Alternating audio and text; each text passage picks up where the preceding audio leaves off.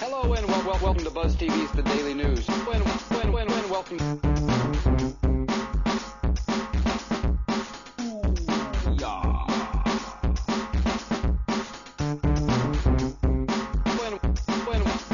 Welcome.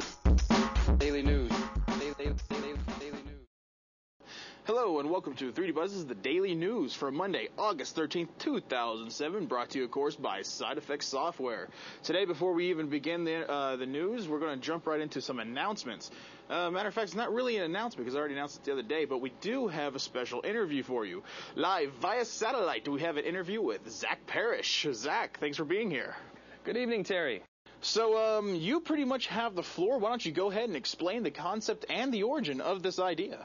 Well, the original origin for this idea came from the many interviews that we had during Buzz Tour. One of the popular things we heard discussed was the idea of having more videos that were based around a completed project instead of just a simple demonstration of this aspect or that, to go all the way through something from start to finish, very much like what we did in Maya Fundamentals, except going to the next level, taking it to a much more professional level, if you will. So we took a look at several possibilities and finally decided that it would be cool to show people how to create demo reel quality animated shorts while taking the entire pipeline into account. So rather than just maybe going into Maya, creating a couple of characters, animating them, rendering them out, and maybe using something like Virtual Dub to bring them together into a movie, we're going to show you how to start off with concept art, developing your own conceptualization of your idea, fleshing out your idea, the entire script, going through the storyboarding process, even recording live action footage so that you'll get a really quick and easy idea of what your animation is going to look like before you even lay hands on your 3D application. From there, we're going to go into Maya and actually create the multiple assets. We'll also possibly be working ZBrush into the mix as well, though that hasn't been decided yet. We're going to, of course, be using Photoshop for a lot of the texturing. We'll be using After Effects and Premiere for a lot of the post work. And we'll be capturing sound effects and quite possibly some music in there. So it's going to be an entire production set from start to finish, leaving absolutely nothing out, because that's what people were looking for, and we want to show you how to do that 3D Buzz style. So why the sudden jump in videos from 5, I think was the original number, to 19? Well, there were a lot of videos at first. We were thinking that if we told people there were going to be 4 to 5 videos, and then if we gave them 7 to 9, then nobody would really complain. We always, well, at least in this case, we tried to kind of undercut what we figured we would do, because, you know, the idea is you tell people 4 or 5 and you give them a few more and there's no problems. But we quickly discovered that with the original idea we had before, that the videos would kind of get a little bit, I guess, disorganized. We wanted to make sure that everything was presented in a very concise, straightforward manner. And so while we were preparing some of the videos, we ended up coming up with a list of topics that ranged out in a very nice, specific order that lined up with the production very well. So we decided, what if we just broke the videos up into each aspect of the production? That way you'd have a series that not only is very concise and you can grab exactly the video that you're looking for when, like, maybe you're following along, you forget one part, be easy to grab the specific topic you're looking for. But also, maybe you've already done this kind of thing before and you need to brush up on just a specific topic. Let's say maybe you need to learn a little bit more about compositing and you're not necessarily interested in going through the entire production. We're making that available to you as well, just by making sure that the videos themselves are much more organized and laid out in a smoother fashion, if you will. So more videos, a smaller price tag on each video is really what we were shooting for. And as I said at the beginning of this interview, is the title Mastering Maya, Producing Digital Shorts for Demo Reel Production, which is a mouthful, the final title that you're going to have for this thing? No, that was tentative. Right now we're looking at Mastering Maya, Demo Reel Production with Short Stories. So I think that's what we're going to be going with, but it hasn't been 100% decided just yet. Also, I noticed that each video is specialized in its topic, but the whole series works towards a common goal. Is it a requirement to purchase the previous videos, or is it going to be designed in such a way that you can just jump right into the middle of these videos and just pick up wherever? There's been a lot of back and forth about that. In general, we're looking at making sure that if you pick up on one video, the catch-me-up files, so to speak, are going to be there, though that's unofficial. We haven't yet decided if that's going to even be feasible.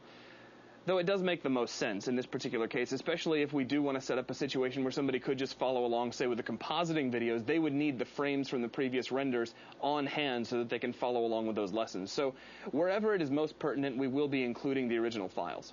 If a video starts to extend beyond the desired hour mark, are there plans to break it up into 2 separate videos? Like, for instance, what if the DVD can't contain it all? Or are you guys going to add another disc to it? Like, for instance, when we had the mastering Maya advanced modeling. It'll depend on how much is left over. Now, I already said in the original post that the video list that we had in itself was kind of tentative, barring the possibility of having to insert any more videos into the mix. So if one topic begins to carry on and we get, say, 15, 16 hours in, and it looks like maybe we've got another 7, 8, 9 hours left, it's entirely possible that might be broken out and turned into a separate video product, as opposed to trying to cram it all in. But it's kind of hard to say. That would generally only happen if the process could be broken up into 2 entirely separate thought processes, so to speak. I mean, if it made a lot of sense to break a certain topic up into more than one volume, then we would do that. If it turned out that it made more sense just to make one volume, I don't want to use the term inordinately long, but to make it longer than other volumes in the series, then we would definitely go that route instead. Also, you guys are going to cover a wide range of programs. I mean, there's going to be a huge amount of programs in here. What about the students that can't afford all these programs? I mean, I believe you said that the videos are going to extend 8 months, I believe it was? We haven't actually released a final timeline just yet, so it could end up taking as much as 8 months. It could take as few as 6, and even all of that is unofficial. So we don't have a finalized timeline for the end of the project just yet. That will be forthcoming. As for the different softwares and, if a student can't afford all of them, fortunately, the Maya PLE is free to all students. All of the programs that we'll be using from Adobe do come with 30-day trials, which, of course, would mean that a student would generally probably want to wait until several of the videos have come out before they decide to follow along. Adobe does have great student discount programs with companies, I believe, such as Journey Ed, so you could definitely take that route. That's about all I can suggest, because in the end, we're trying to target a slightly different audience than we have before. We're trying to really aim this at people who are taking their 3D animation education very seriously, people who are willing to invest a little bit of time and, I'm afraid, some money into making this their dream, to really taking their goals and pushing them into a career. This is not the kind of thing that I would recommend to a hobbyist or somebody who thought 3D was just kind of cool. This is going to be a very serious video set for the very serious student. It has been suggested by more than one person that you guys include MotionBuilder and ZBrush. Are there any plans to incorporate those into the DVDs? Well, as I mentioned earlier, there's a really good chance we'll be working ZBrush into the mix. I'm really excited about the release of ZBrush 3.1 and some of the changes that went down with the interface. It's a very nice looking application. Of course, I love ZBrush, been a big fan for quite a while now. As for MotionBuilder, probably not, just to kind of keep the number of applications down to a slightly more manageable level. You could argue that you would want that for the real-time feedback and the viewport. We are looking at, of course, doing some pre-visualization with game engines. So, no, probably nothing on MotionBuilder. In fact, no, I can just go ahead and say that. No, we will not be using MotionBuilder in the videos. But there is a really good chance, if not an absolute certainty, that we'll be working in ZBrush. So I can give you one, but not the other. I noticed that you recently stated that you're going to use the UE3 engine for previs. Many people still look at the UE3 engine as a gaming engine. How is a gaming engine going to help you make a film-quality animation? Well, for years now, larger film studios, such as ILM, for example, and Disney, have been using game engines to pre-visualize a lot of their animation because it's such a fast way to simulate lighting and various camera setups. With game engines becoming as powerful as they have over the last couple of years, UE3 in particular being as incredibly powerful in the visual department, it makes a lot of sense to put yourself into an environment where you can really easily change things like cameras, where you can change things like lighting, even insofar as the material system in Unreal Engine 3, which is very much like Maya's material system. So if you want to create an overall look that looks very much like what your Maya final render is going to be, barring just a few changes here and there, you can do that and then still be able to change things very, very quick. When the director comes in and says, yeah, well, I need that character to be blue, great, jump into the material editor, change a couple of different colors, depending on your material setup, of course, which will correlate exactly to how that material will be set up in Maya, give or take a few nodes. The lighting is very quick and easy to set up and very realistic. Cameras, the same story. It's very easy to move around cameras and change cuts between one camera and the next, change camera animation. in the end, it's just a very fast way to work up a very realistic pre-visualization so that you can get a much more solid idea of what your final outcome is going to look like before you go in and try to create the final render and take hours with the render process. This is a good one. Are you guys in any way concerned that you may be spawning a series of demo reels which depict the subject matter of the videos? In other words, are you going to be getting any clones out there? I have wondered about that. I have noticed that a lot of people will put together demo reels for themselves, or I'll go check out their demo reels that they post on 3D Buzz, and I'll see familiar things sometimes, like projects from Maya Fundamentals, or occasionally models from the Advanced Modeling class, or stuff from Max Fundamentals. I think it all depends on how seriously you are taking your own education. A tutorial is simply that. It is a means to show you how to do something. A tutorial is never going to be a demo reel. I'm sorry to say that, but the result of any tutorial you follow should never really turn up in your demo reel, because all they're doing is showing that you can play the old monkey see, monkey do game. You can see what somebody's showing you how to do, and you can repeat it back. But when you get out there in the field, when you're actually doing production, you're not going to find a tutorial over how to do all the effects you have to do. Now, at the same time, having that tutorial on hand and using it as a tool to learn how to actually approach a particular problem can be extremely useful. I wouldn't even say that you shouldn't follow along with the videos. If you wanted to recreate the entire animated short that we do to kind of get your hands dirty, I would completely encourage that. Now, if you're already very comfortable with Maya, if you've already, been through a little bit of the process and you're fairly adept at what you're doing, I would watch the videos that we're going to put together, and during the brainstorming session where we're going to come up with our idea, come up with a unique idea of your own, and then go through the entire process applying your ideas to what is shown in the video, so that when you're done, you end up with a unique demo reel. Try not to ever turn in the results of a tutorial as your demo reel. Speaking of demo reels, are you guys planning on showing the final demo reel on the 3D Buzz website? Yes, we will, though we're a little ways off from having that completely finalized. Will there be previews of each disc available? Well, that's something that we've definitely started doing with a lot of our most recent videos, and I think it's something we should continue here. It's a good idea to give people an idea of what it is they're going to purchase before they get their hands on it, so I'm sure there will be some sort of preview out there before these go on sale. What date are you expecting pre-orders to start up? I have no comment on that. I'm afraid I can't respond to that one just yet. There are a lot of factors that tie into when we release pre-order sales on anything, so at this time I can't say.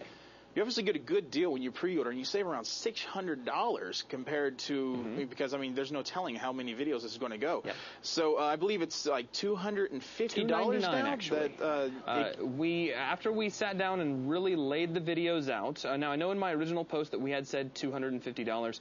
Once the video list came out and we realized that it was going to be 18 to 19, possibly 20, 21, 22 videos, depending on whether or not we need to insert any more, it started to make more sense to take that pre-order price and lift it a little bit higher. Now, that does make it the most expensive pre-ordered product 3D Buzz has ever offered, but it's also the most complete and ambitious project 3D Buzz has ever churned out in terms of 3D animation.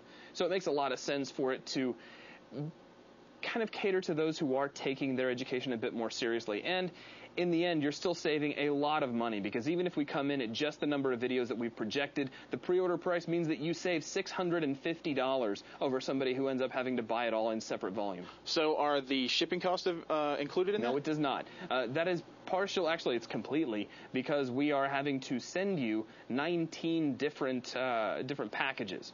Now, we are willing to work with the pre-order people. We have already decided that we're going to be lowering the shipping price of our videos down to $10, so a nice flat number to work with, which is lower than our standard shipping cost. And we're also happy to work with pre-order purchasers so that if you like, you can group together a series of videos. Let's say you don't want to have each and every single one shipped to you. At 19 videos, that's going to be $190 worth of shipping over the course of about 6 months. If you'd rather wait till, say, 3 videos come out and bundle those together and have all those shipped, we will do our best to work with you and come up with some sort of a group shipping price to try to save you a little bit of money. How many pre-order slots are available? Not many. The class will be very limited. That's really all I can say right now. Okay. Well, thank you very much, Zach, and thanks for the interview. And I guess we're going to jump right into some entertainment news. Jurassic Park 4 casting begins.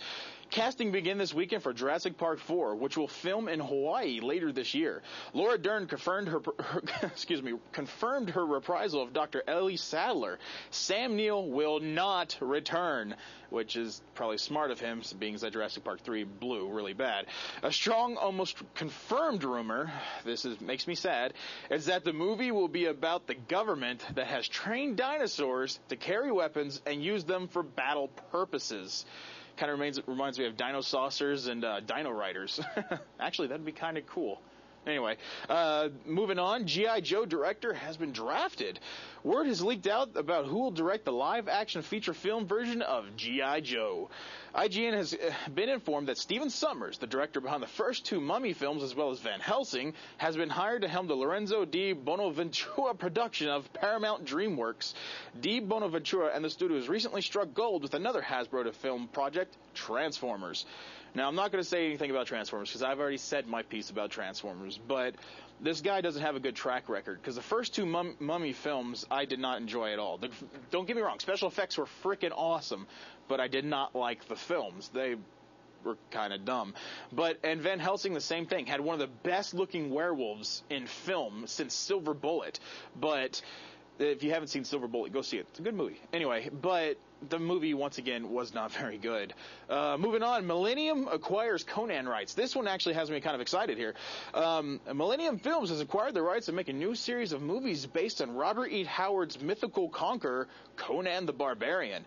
The company's aim is to start production by next spring. The new version will be more faithful to Howard's original creation than were the series of films that starred Arnold Schwarzenegger as a title character, the trade paper reported. Which is pretty cool, because Conan the Barbarian, the first one, I think it was Conan the Barbarian, because I think Conqueror was the second one. Anyway, the first one, I thought, well, of course, when I watched it, I was very little, but I thought that movie was frickin' phenomenal and had one of the best lines Arnold Schwarzenegger has ever uttered on a film before. When he was staring into this pool, this woman walks up to him and says, "What do you see?" He looks at her and goes, "Infinity." So that was just fantastic. It's still one of the best lines he's ever said. But yeah, if they do this correctly, this is going to be an awesome movie. Moving on to some gaming news. Free BioShock art book for download from Irrational Games. Elizabeth Toby, the official site manager for BioShock, always wanted to include an art book in the limited edition of the title, but they just couldn't manage it. And it has been stated that's because you get a big frickin' Big Daddy figurine within every box, so they just couldn't fit the book in there. So they're doing the next best thing by offering it up online and for free. Available in both low and high resolution packages, BioShock Breaking the Mold weighs in at over 60 pages of the most beautiful PDF files you may ever see. I've downloaded it and it is really freaking cool. But warning, there are spoilers at the beginning of it, so if you want to play the game fresh, I would download this, save it till you played it, and then go read it. Duke Nukem could be on its way to Xbox Live. Shack News confirmed that 3D Realms would be interested in bringing the Nukem's 3D outing to Xbox Live if Microsoft is interested. But like they said last year, it's not as easy as shipping over the code and getting a nice check. 3D Realms says they have some people that could port it, and they are just waiting on the good word from Microsoft to continue. So, wouldn't hold your breath, guys. I mean, look how long Duke Nukem Forever's been coming out. Microsoft announces XNA Game Studio 2.0. Microsoft has announced XNA Game Studio 2.0, deciding to merge the XNA Game Studio line into one product.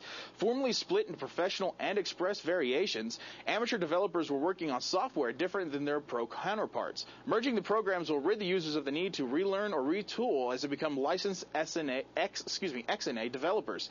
Pros will simply have access to a more extensive plugin library. The other big improvement is that all users will be able to connect to live with full matchmaking and voice chat support.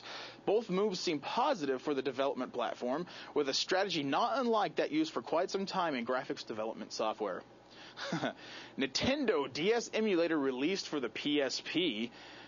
Yeah, the DS MU-ME PSP emulator's compatibility record is spotty at best, and its author, Sector, claims that the software runs at about 3 frames per second at 333 megahertz. But it's running Nintendo DS software on a PSP, and that's all that matters. That has to count for something. That something is probably nothing more than look what I did, as the emulator will never be full speed, but most likely never functional for practical game playing purposes. But look, a DS game running on a PSP, that's just to show you, hey, look what I did. It's cool. Moving on to some tech news here. Microsoft closes $6 billion Aquantive buy. Microsoft has completed the largest purchase in its history, sealing its $6 billion takeover of internet advertising firm Aquantive. The software maker closed the deal on Friday, according to filing Aquantive made Monday with the Securities and Exchange Commission. But here's the best part. In the filing, the Seattle-based Aquantive said that its board has resigned. Well, if I just got $6 billion, I wouldn't have to work either, as planned, and that it has notified NASDAQ to delist its stock, with the shares now converted into the right to receive a cash payout of $66.50, in other words, $66.50 per share from Microsoft. Aquantive is now wholly owned subsidiary of Microsoft Corporation. So that's the news for the night. Thanks for sticking around, and I will see you guys tomorrow. Daily news. Daily news.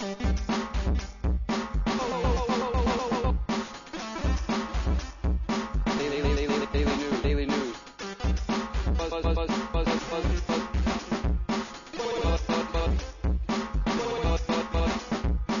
You want to see it? I don't know if you want to see it. You might not. I mean, it is only the most amazing. It's good stuff. True. We can show it. Do you want to see it?